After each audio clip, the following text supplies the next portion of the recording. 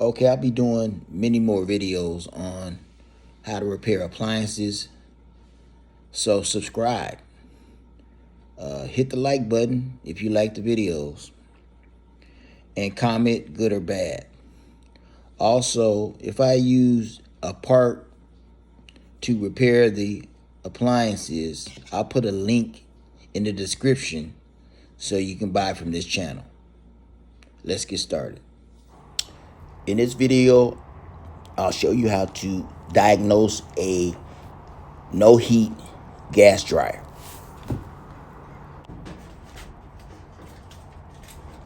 Okay, I'm plugging in the plug to get power for the dryer.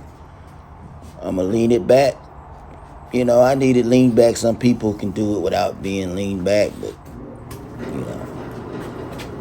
So turn the dryer on. I'm gonna take a sneak peek, look through the peephole to see what's going on. Got put the camera up to the peephole, and right there I'm supposed to see a red glow, the igniter glowing. So I'll sit here and wait and wait and wait until the igniter will glow. Still waiting, still waiting, still waiting, and gonna find out the igniter's not glowing. So that's the problem. Okay, without the glow, that's telling me either it's a bad igniter or the thermostat's in the back. Need to be checked to see if something's wrong.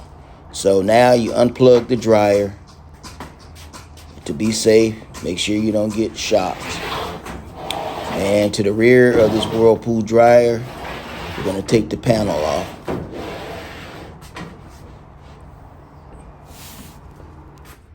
To remove the back panel, you're going to need a 1/4-inch drive or nut driver. There's 1, 2, 3, 4, 5, 6, 7, 8, 9 1/4-inch heads to remove. Real simple. I have to go through the whole process, so we're gonna skip that. Okay, here's the last screw. I had to skip a little, speed it up, and just remove the panel. Okay, now I'm gonna pull out the multimeter, and you need to put the multimeter on continuity, which makes a beep sound when you're checking these components. So there's the continuity little sound symbol right there, so you can hear it beep. It's an old multimeter, but hey, it's been working for me for years, so I had no complaints. Maybe one day I'll upgrade, but I'm good with the one I have right now. I'll put a link in the description on one you can actually buy now.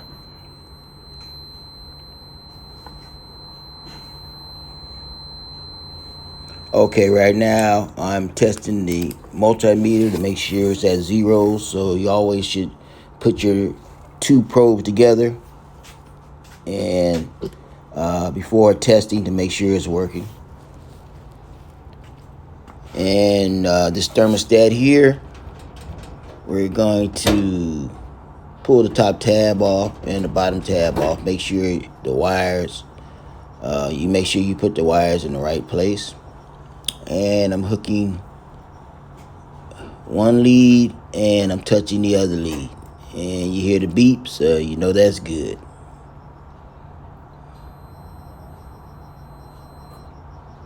That has continuity.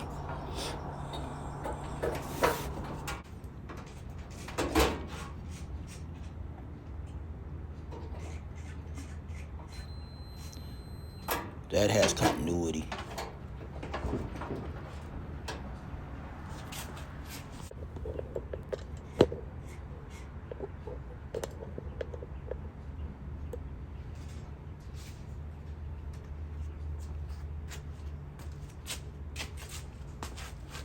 Now we're going to check this one.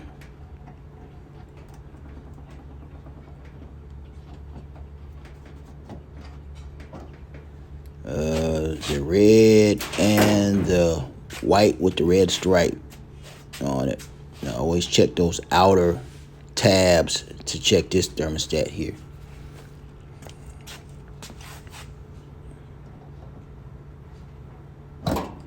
It's your red. And that's your red with white stripe. And just basically put the leads on both tabs. Doesn't matter which lead you put it on. Just make sure, and you're looking for the beep. And that has continuity.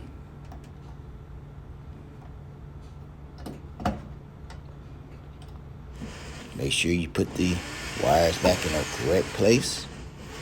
It's important on all of them. Now we're going to check the thermal fuse.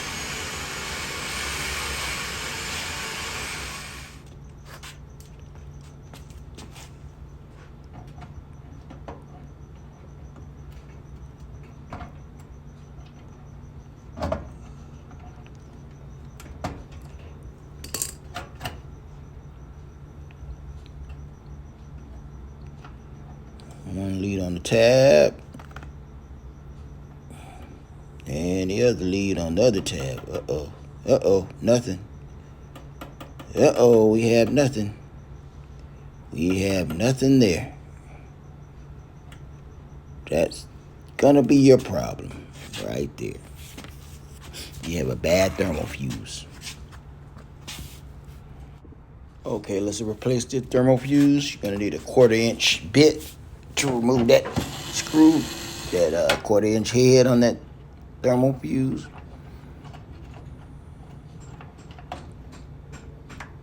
Slide it out and slide the new one in. Mount the thermal fuse with the 1/4-inch screw.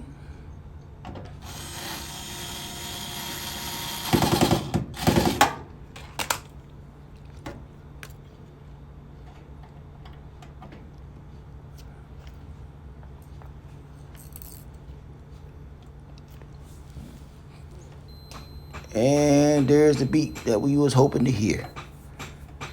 Now we have a good fresh thermal fuse on the dryer. Slide the connections back in place, and you're good. You have a lot of lint built up on the back of the dryer, so we're gonna go over it with the vacuum real quick and suck all that lint out of there, because lint will cause problems. It might have caused this thermal fuse to go bad. So just a quick vacuum. Maybe you want to blow it also. Clear that out, inside as well as the back of it. Okay, here's the rear panel. As you can see, it has lint buildup on it also, so you want to vacuum the lint off there. Lint gets a lot in these places.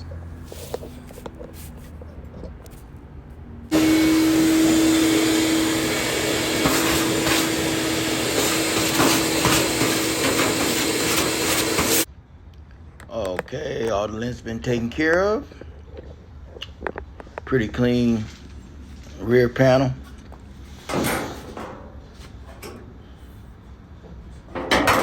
Now we're going to slide the rear panel on and mount the 9 1/4-inch screws. I won't bore you through the whole process of screwing all of the 9 screws on. Basically, it's easy peasy.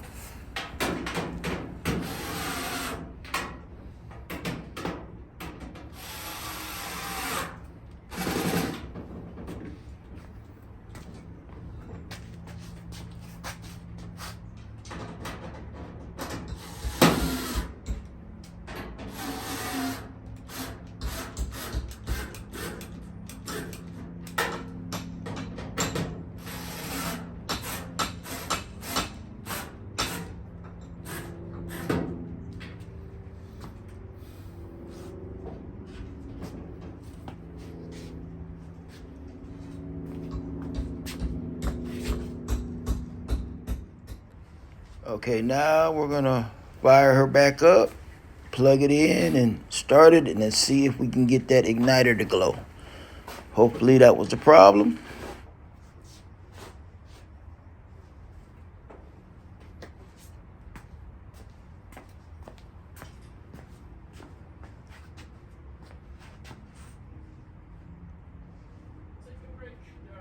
Take a break. Take a break. There you go. Go pick up my kids. Oh, okay. Yeah. Yeah, sometimes, you know, walking away from it a little bit helps out. Helps out. Yeah. Well, look. No rush. Look how you doing. Yeah. Okay, got a ways to go. It's at like 70 feet. Oh, it's 70 feet? 5 inch. Okay.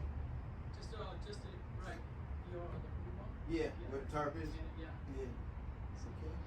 That's all right. Yeah. All right, what you do, just take your time. Take time. Yeah. Yeah. Look where you at now. Yeah. I'm glad that I took the Whirlpool.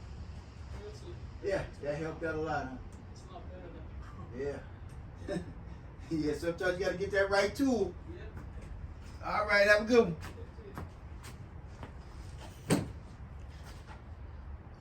Let's see.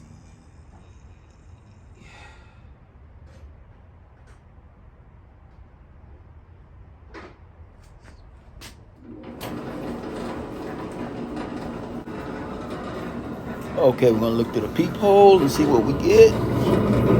Oh, we got the glow. We got the glow. Mission accomplished. Success. You guys have a good one. Okay.